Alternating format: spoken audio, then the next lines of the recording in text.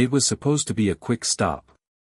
Mrs. Loretta Jenkins, 76, had parked her old Buick sedan outside Grover's Market to grab a few things, some fresh peaches, canned beans, and her usual box of Epsom salt. Her knees hurt more these days, but she never asked for help. She'd lived through harder times. As she walked slowly toward her car with a small bag in hand, a patrol cruiser pulled up behind her, lights flashing. A tall, stocky officer stepped out, Officer Brett Kinley, with mirrored sunglasses and a heavy walk like the world owed him something. "Ma'am, step away from the vehicle," he barked, hand on his belt like she was about to run. Loretta turned, confused. "Excuse me? What's this about?" "You match a description," he said flatly. "I need to see some ID. Now." Her hands trembled as she reached for her purse. "I just bought groceries, look, my receipt's still warm." But he didn't listen. He yanked her cart back and grabbed her wrist, hard. "Hey! You don't need to touch me," she gasped. "I've got arthritis," I said. "Now," he interrupted, spinning her slowly against the hood of the car. Passers-by began to slow down. Some stared. A mother with a child turned away, pretending not to see. But one teenager took out a phone. Loretta, her voice cracking, whispered, "Lord help me." She didn't know that help was already on the way, walking fast across the lot, heels clicking, with fire in her eyes. Her daughter had arrived. Tanya Jenkins had just finished a long shift at the hospital. Still in her navy blue scrubs and badge, she was on her way to pick up her mother when she saw the flashing lights from across the lot. At first, she didn't think much of it, until she spotted the outline of a small woman pinned against a car. Her mother's car. Her heart dropped. Tanya's pace turned into a run. She weaved through the parked vehicles, jaw clenched, fists tightening. Her voice rang out before she even reached them. "Get your hands off my mother." Officer Kinley turned, annoyed. "Step back, ma'am. This doesn't concern you." Tanya didn't stop. "She's a senior citizen with 2 knee braces and a heart monitor. What exactly is she threatening you with, her shopping bag?" "She matched a call," the officer snapped, clearly flustered. "Suspicious activity. I have a right to detain. Did you ask for ID? Or did you just decide she didn't belong here?" "I said step back." Tanya's voice dropped cold and sharp. "Do you know what false detention of a vulnerable adult means in state law?" "I do. Section 825.1025. Want me to spell it for you?" He blinked. The teen still filming zoomed in. Tanya turned to her mother. "You okay, Mama?" Loretta nodded, shaken but steady. "Hurts a little, but I'll be fine now that you're here." Officer Kinley took a step back. His posture had changed, less arrogant, more uncertain. "You just messed with the wrong woman's mom," Tanya said flatly. "And now I'm filing a report." Officer Kinley shifted uncomfortably. The bystanders had gathered now, at least a dozen, quietly watching. Phones were out. The air felt heavy, like everyone was holding their breath. Tanya stepped between the officer and her mother, her tone calm but razor-sharp. "I want your badge number. Now." "You can file a complaint if you want," he muttered. "That's not what I asked," she said, folding her arms. "Badge number." Reluctantly, he gave it. Tanya pulled out her phone and started recording. "This is Tanya Jenkins, registered trauma nurse at Memorial General. My mother, a 76-year-old woman with no criminal record, was just physically handled by this officer without clear cause. Her name is Loretta Jenkins. I'm documenting this for a formal complaint to the department's Civilian Oversight Board." Kinley's jaw tightened. "I didn't know she was, you didn't ask," Tanya shot back. "You just saw someone you thought you could push around."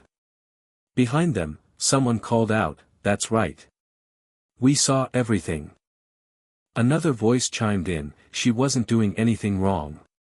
He just grabbed her. Kinley now looked trapped, blinking under the weight of so many witnesses. Loretta slowly pushed herself off the car. You humiliated me like I was nothing. Just a tired old lady getting groceries. Tanya took her arm gently. Not anymore, Mama. We're pressing charges. And I'm calling the local news.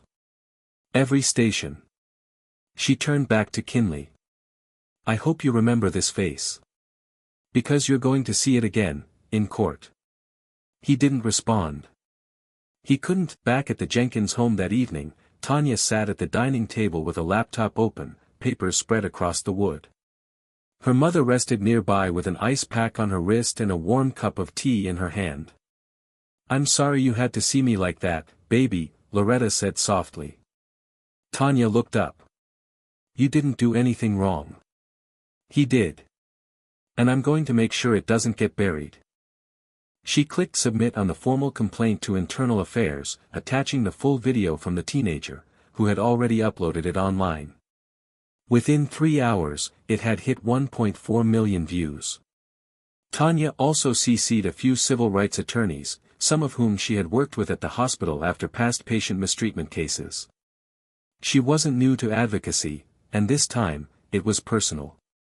Her phone buzzed. Unknown number, Ms. Jenkins, this is Captain Reed from the City Police Department. I've just reviewed your complaint. Would you be available to meet tomorrow morning? She stared at the message, then looked to her mom. They're already calling. Loretta raised an eyebrow. That fast? Tanya nodded. That fast. Meanwhile, across town, Officer Kinley sat alone in the station's break room, watching the same video on a loop. His supervisor had already pulled him off the schedule pending review. The comments under the viral clip weren't kind, unacceptable treatment of an elder. Thank God for her daughter. He looked confident, until she showed up. Kinley rubbed his temples. He knew this wouldn't blow over. Not this time. The next morning, Tanya walked into the precinct wearing a crisp blazer over her scrubs. She had refused to take the day off. If her mother could endure public humiliation and still hold her head high, the least Tanya could do was show up with purpose. She was greeted by Captain Reed, a silver-haired man with a weary but serious face.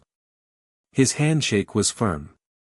Ms. Jenkins, I want to begin by apologizing, he said as they entered the conference room. What happened yesterday was unacceptable. Loretta sat beside her daughter, her expression unreadable. It was more than that. It was cruel. Captain Reed nodded solemnly. I agree. Officer Kinley has been placed on administrative leave. An internal investigation has already begun, and we're also forwarding this to the Independent Oversight Board. We don't want this swept under the rug. Tanya folded her hands. I don't just want an apology. I want assurance that my mother, and no one else's mother, has to experience this again. You have my word, he said. We'll also be reaching out to you about a community meeting. Public trust has been shaken. Your voice would mean something in that room. Loretta finally spoke. I never wanted to be a symbol. I just wanted to buy groceries without being treated like a criminal. And now you're more than that, Mama, Tanya said. You're a wake-up call. After the meeting, a local reporter caught wind and requested an interview. Tanya initially refused, but Loretta surprised her. No, she said, softly but firmly. Let them hear me. I've been quiet long enough. Later that evening, a clip aired on the evening news of Loretta Jenkins sitting calmly on her porch, speaking into the mic. I may be small, and I may be old, but I'm not invisible. And I'm not alone. The video went viral overnight. Officer Kinley watched it in silence. And for the first time in his career, he didn't feel like the one in control. By the end of the week, the story had swept across the nation. News anchors debated it. Commentators weighed in. Hashtags were trending, Hashtag stand with Loretta. Hashtag dignity has no age. Hashtag accountability now. Local officials were under pressure. The mayor released a statement supporting the Jenkins family and pledging full transparency. Civil rights organizations sent public letters demanding reform. But more powerful than all of that, were the people. Letters poured into the Jenkins mailbox. Strangers sent flowers, cards, and even handmade quilts. One message from a woman in Michigan read, "Dear Ms. Loretta, you reminded me of my own grandmother. Thank you for standing tall." Even the grocery store where it all happened posted a public apology and announced they'd be offering free delivery for seniors indefinitely. Still, Tanya wasn't done. She began working with a local legal team to propose something bigger, a city ordinance requiring de-escalation training for all officers interacting with elderly individuals. At the next city council meeting, Tanya stood at the podium. Behind her, Loretta sat with her head high, a light scarf around her shoulders. Tanya's voice didn't shake. "My mother's dignity shouldn't depend on luck or whether someone's daughter shows up in time. This isn't just about one officer, it's about how we treat the people who built this country brick by brick." Applause broke out in the chamber. The ordinance passed unanimously 2 weeks later. And Officer Kinley? He resigned quietly. No press. No statement. Just silence. 3 months later, life had settled, but not in the way it was before. Loretta Jenkins now walked a little taller when she went to the grocery store. People recognized her, but more than that, they respected her. One young cashier even offered to walk her to her car, no matter the weather. "You're kind," Loretta said, smiling gently, "but I think I'll be just fine today." Tanya, meanwhile, had become a quiet but rising figure in community advocacy.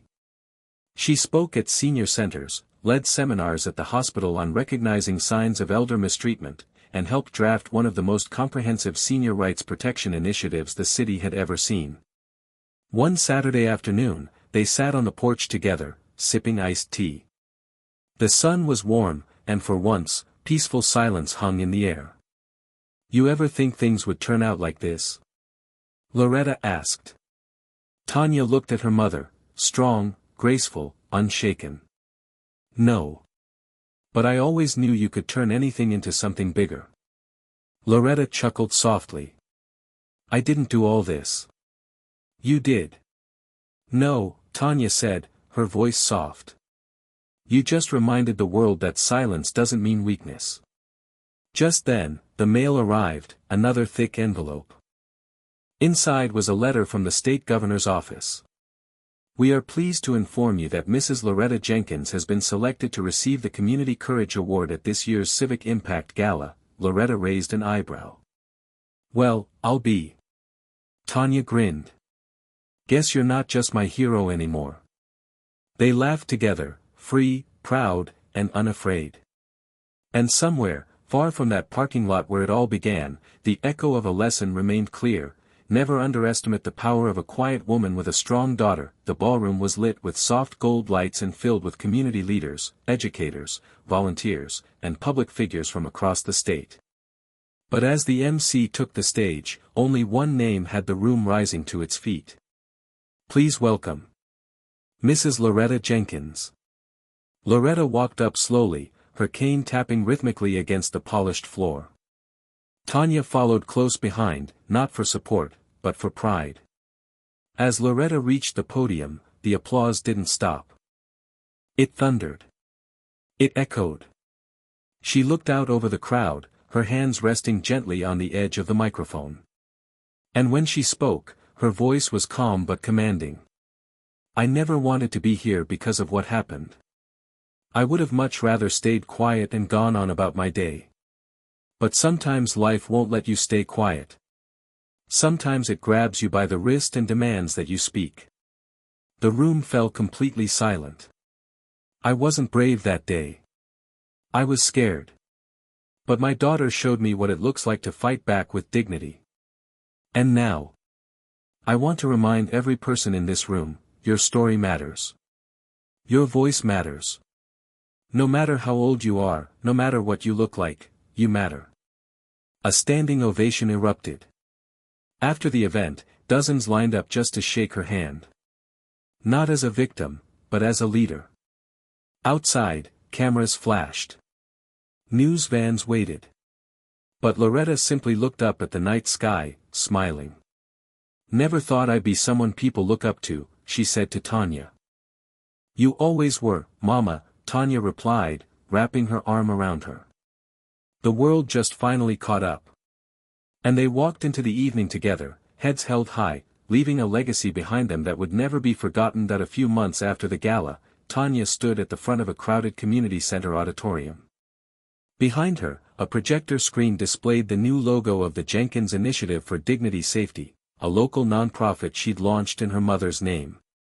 The goal was simple: free legal aid and education for senior citizens who felt powerless in public encounters, whether with law enforcement, institutions, or even their own landlords.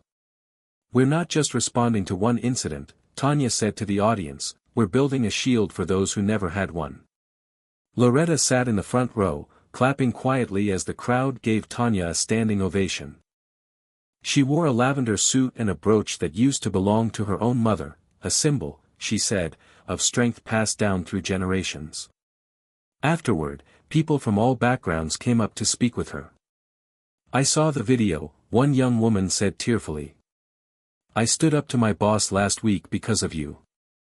A man added, "My mother's in a nursing home, and I realized, I've got to be her voice." Loretta smiled gently at each of them, offering words that were simple but powerful: "You're never too small to stand tall." Meanwhile, the city had quietly updated its officer training policy to include empathy-based response sessions and a full review process when dealing with senior citizens. They didn't say it was because of Loretta, but everyone knew. And Officer Kinley? He had taken a job in another city. But the shadow of what happened followed him. Every interview, every application, someone always brought up the clip. His silence hadn't saved him from the consequences. It was a quiet Sunday morning when Loretta Jenkins stood in her modest backyard garden, trimming her tomato plants. The sky was clear, the breeze was soft, and for once, there were no reporters, no letters, no phones buzzing. Just peace. Tanya walked out with 2 mugs of coffee and handed one to her mother. "You know," Tanya said, smiling, "a state senator reached out. Wants to propose Loretta's law, mandatory senior protection protocols for all public service employees." Loretta shook her head with a laugh. "I didn't ask for all this, baby. No. But sometimes the world needs someone like you to remind it what right and wrong look like." They sat on the porch together, watching the wind stir the branches. The neighborhood was quiet. A couple walked by and waved, both of them strangers, both of them smiling in a way that said thank you without a word.